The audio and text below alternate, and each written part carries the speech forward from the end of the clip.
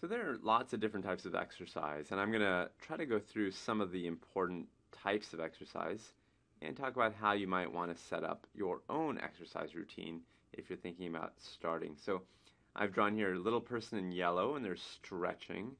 And this is something that people often forget, that this is an important type of exercise that is actually critical to do, I would say, about 5 times a week. So you really want to stretch out at least about 5 times each week all of the different muscle groups. And we have a total of about 11 different muscle groups, major muscle groups, and you want to spend about 30 seconds on each one of them. So whenever you're stretching, just think about all the different muscle groups and think about spending at least 30 seconds per muscle group.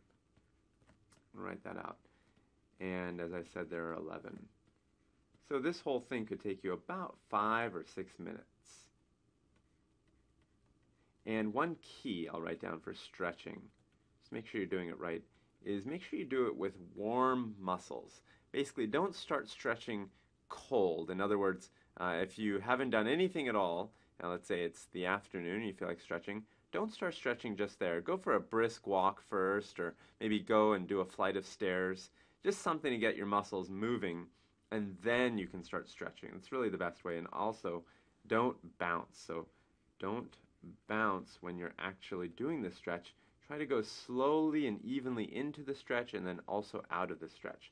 So no bounce, actually I'm right, no bouncing, and also warm muscles. Just to remind you to make sure that the muscles are slightly warm, or having done something before is a good idea.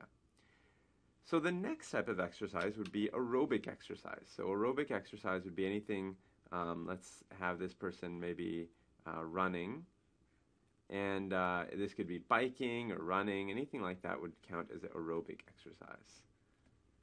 And aerobic exercise you really want to also do about 5 times per week. And these are not maximums, but really suggested numbers of times. So let's say you want to do 6 times a week, that would be absolutely fine. And here again, as before, you want to give some sort of a set amount of time, and usually I recommend about 30 minutes. So about 30 minutes of good aerobic exercise. And that's per time you go out. So 30 minutes per time, and then 5 of those times per week.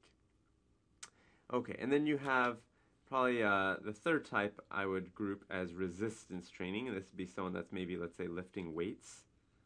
I'm going to draw someone lifting weights.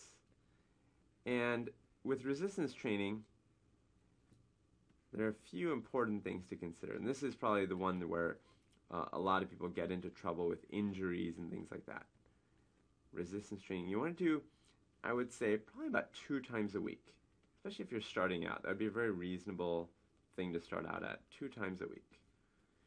And each time you go, you want to make sure you work out each muscle group, and usually I recommend about 10 repetitions of any exercise. So let's say you're doing an exercise to work out your chest.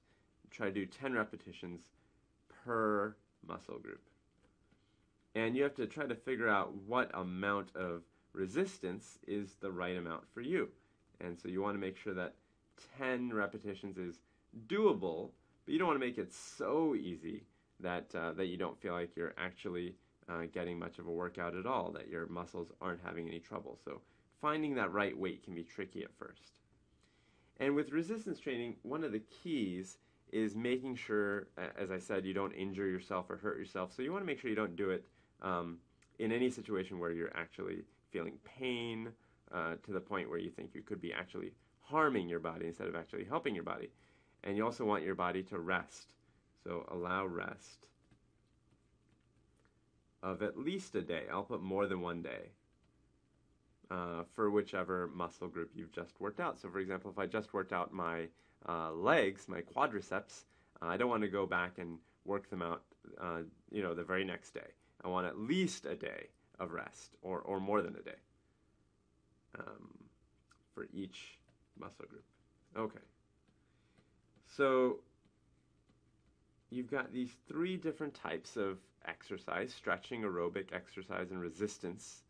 And I thought it might be kind of helpful to imagine how we could do this. So let's do an example of how a person could actually go about making a little exercise routine given this information. So you might want, let's say, a warm-up period, because I said that you want to make sure you don't do the stretching cold. So you might want to warm up, and this could be something like doing some stairs or going for a brisk walk, and that can be, let's say, 5 minutes. And then you could do some stretching. I'll write that as a yellow block with an S. And then you could do some aerobic exercise, and that could be like a 30-minute treadmill or a 30-minute racquetball game or anything like that. And finally, you want to do the resistance training, and you could focus on, let's say, 5 of the 11 muscle groups this time, and then do the other 6 later on a different day. And so just on this day, let's imagine this is Monday. This is what it would look like. This would be Monday. And this whole thing might take me, let's say, 1 hour. And then I might go back and, let's say, on a different day, I decide to do stretching and aerobic exercise like this. And I want to make sure I give myself a rest with my muscles, with the resistance training, so I may not do resistance today. So I might, on Tuesday and Wednesday, I'll do this. And then on, let's say, Thursday, actually, let's say all 3 days I can do this, just to make it easier. Tuesday, Wednesday, and Thursday I could do that. And then on Friday, I can actually go back, do the warm-up again as before. I can stretch as before. Remember, you're stretching all 11 muscle groups. And then I do the aerobic exercise. And you can change it up just to make it interesting. You could, on this day, let's say you actually go for a swim. And then you do your resistance training. And you could focus on different muscle groups there from Monday. And this could be your Friday. So, for example, sometimes people say, well, on Monday I worked on my legs, and on Friday I worked on my chest and arms. And that would be a way of kind of dividing up which muscle groups you worked on so that you're not too sore in any one area. And so you can see how you've met all of the criteria. I said, try to do the stretching and aerobic exercise 5 times a week and resistance a couple times a week. And my little example schedule, you can see how that could work out. And just to be clear, these little wedges again are the warm-ups and the cool-downs. So let me bring it back to some big keys. Some big keys to having a successful workout, because I think this is probably the most understated part of working out, but probably makes the most sense to focus on this now that we've talked about some of the other issues.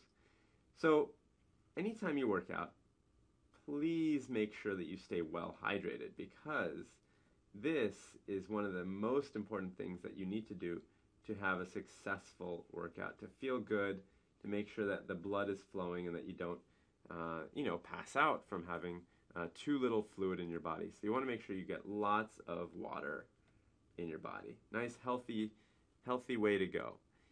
Next, you want to make sure you're dressed very comfortably. This is another problem that a lot of people end up having, is that they go to work out, but they're not actually dressed well for it, and they find that it's not very comfortable. So dress appropriately. So I'll put clothes. Think about drinking a lot of water and wearing the right clothes. And finally, and this is probably the most important point, I want to leave it for last because then it's the last thing you remember, hopefully, from this video. But the most important thing is to use good judgment.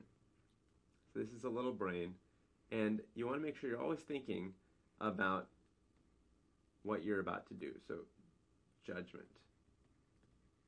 So for example, let's say that you're recently injured and you're thinking about doing some sort of aerobic exercise.